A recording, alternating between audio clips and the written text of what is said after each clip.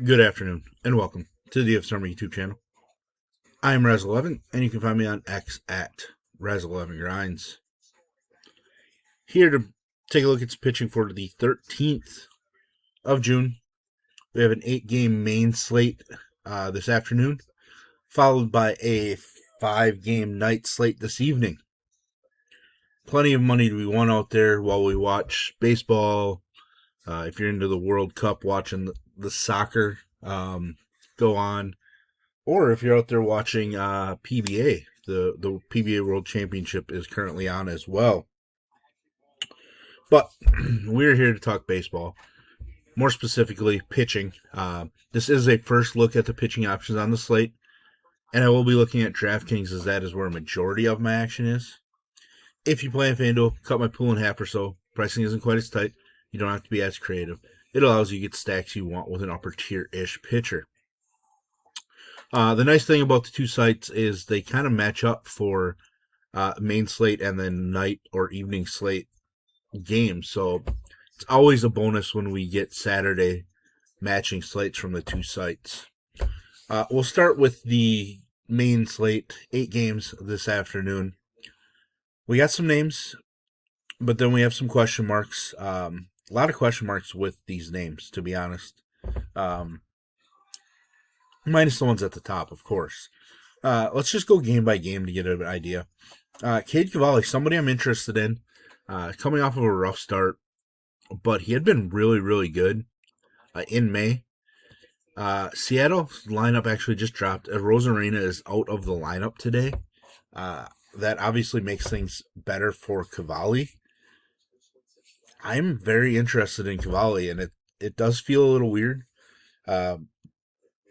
It's been nearly a month since he's gone over the 89 pitch mark, but he's shown plenty of upside. And on this slate, I think he's just one of the better mid-tier priced options, to be honest.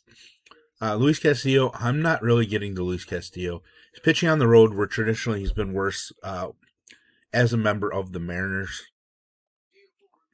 Decent recent history for him. I just don't really expect that to continue. Hasn't really been a whole lot of upside since his first start of the season either. So I am going to be passing on Luis Castillo.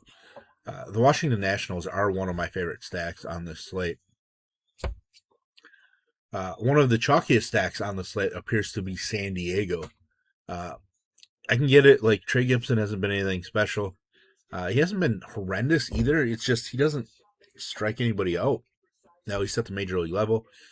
More walks than strikeouts. I have no interest in Trey Gibson. I don't have any interest in Randy Vasquez either. I think the Orioles are a top-tier stack on this slate as well.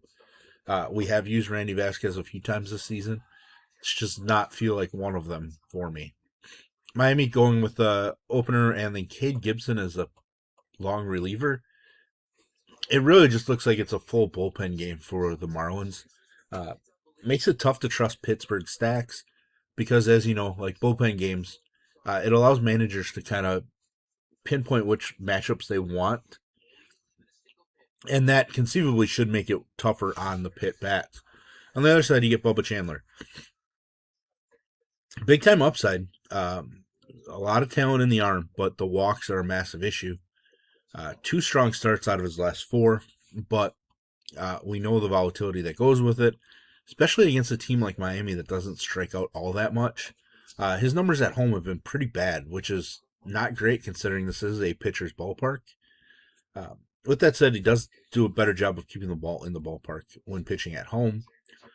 I think we're using Bubba Chandler just because he has such an extreme ceiling, but he's not somebody that I want to be too heavily invested in because of his blow-up ability or potential. Texas-Boston, probably the best option for pitching in a game on this slate. DeGrom, certainly capable. Last 2 starts have been phenomenal. No runs allowed in his last 11 with 14 strikeouts. He has been worse on the road. ERA over 5 was kind of surprising for a guy like DeGrom. 10 home runs allowed in 35 road innings. That's some ridiculous splits. I would expect that number to regress towards the mean at some point. Not the best ballpark for him. Uh, I mean, I guess it is if you're getting guys to hit the ball to right center, etc. But obviously, that monster uh, kind of allows for some offenses to have some more success. But still, DeGrom, pretty strong upside, a decent spot. Have to be interested in DeGrom. Ranger Suarez on the other side is probably one of my favorite pitchers on this slate. Tells you how gross it kind of is. 10 strikeouts 2 starts ago. Gave up 4 runs, though, but still, strikeout upside's been there. He's got some double-digit strikeout performances. Struck out 10 against Toronto, who's the toughest team in baseball to strike out. Coming off a 20 fantasy point performance against the Yankees. Didn't get the win, otherwise you'd approach 25. I like him. He's been worse at home, which we expect a lefty pitcher in Boston with that monster. It is kind of tough. But I do think that this Texas lineup is weak enough against left-handed pitching that I am interested in Ranger Suarez on this slate. Arizona, Cincinnati. I don't know that I'm getting to either pitcher. I am debating Michael Soroka. He's had some really strong starts this season, coming off of a really strong one as well. He, like many other pitchers, has been worse on the road, and we know that this ballpark is great for hitting overall. Rhett Lauder, not somebody I'm getting to. 70 pitches in just 3 innings last time out in his first start back off the IL. A lot of walks. Even his last 2 starts before going on the IL, four walks in each of those. It's just not great trends. His best start this seasons have come at home in this ballpark, but still, it's not somebody I want to rely on just yet. Trick Skubal and Cantillo. Cantillo hasn't been very good. He did shut down Detroit in Detroit. He might match up decently against the Tigers, but generally it's just not somebody I'm super interested in. He just allows too many base runners. There's some K ability in him. It's kind of surprising. Most of his starts are kind of 4 or less, but then all of a sudden 6, 7, 9 strikeouts happen. He's getting up 5 home runs over his last 3 starts. I'm just not going to get there on Cantillo and think that maybe Detroit gets to him a little bit. Skubal on the other side, I did talk about him in the What Do We Win When We Win article. So I'm going to leave that for the members of DFS Army. But it obviously is Tariq Skubal, of all people. And Cleveland doesn't offer a ton of power upside. Dodgers, White Sox. Dodgers were kind of shut down a little bit by Anthony Kay. Sean Burke's definitely a better pitcher, but still, I don't think I want to use Sean Burke against the Dodgers. Walks have been up recently. Strikeouts have still been there, but his walks have been up, and that's rough. Ohtani is back in the lineup. So that makes the lineup a little more difficult as well. I wouldn't blame you if you wanted to mix in Sean Burke. I don't think I'm getting there on this slate. Yamamoto on the other side. Most expensive pitcher. Really strong. 1 or fewer runs allowed in 4 straight starts after a 4-start stretch where he struggled. Plenty of K upside, but in 2 out of his last 3 starts, he's had 4 or fewer Ks. The Angels, who strike out the most in baseball, he struck out just 4 in that start. His ground ball numbers are extremely strong right now. So if he's not getting strikeouts, he's getting a ton of ground ball outs. Probably plays pretty well against a team like the White Sox, who are strikeout prone with power. So he's not some lock, though, against this team at this point, but he is definitely somebody we want to use. Atlanta and the Mets, I don't think I'm getting to either pitcher. Mania could certainly be fine. They're keeping him kind of in the 60s. I'm not sure if they're going to let him go deeper into the game, or throw more pitches, I should say. I kind of want to wait and see on that. Martin Perez can always be fine. Somehow he struck out 10 Marlins, and I don't understand how that happened. But it is what it is. He's had 2 strikeouts in 4 out of his last 6 starts. So it's just not a ton of upside. I'm just going to pass on Martin Perez. Even though, I don't mind picking on the Mets. but Martin Perez is somebody I'm not getting to. Switching over to the night slate, Houston, Kansas City.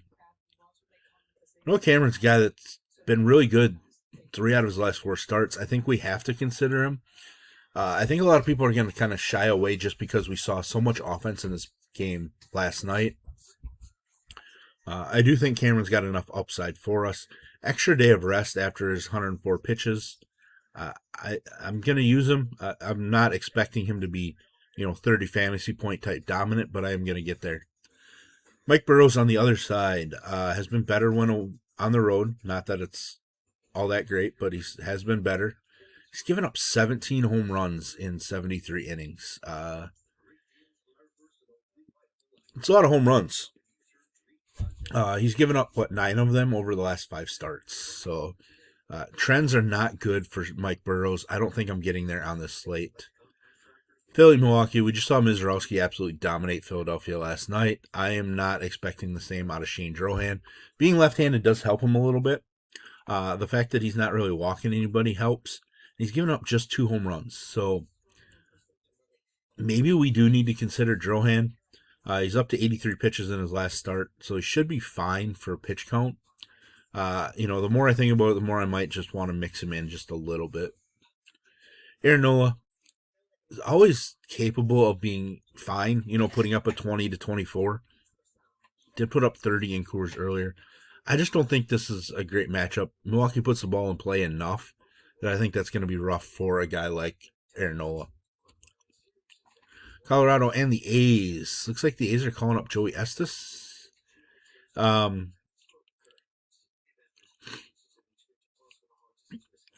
He hasn't made or pitched at the major league level yet this season. He has been pitching in this ballpark, but he's been knocked around.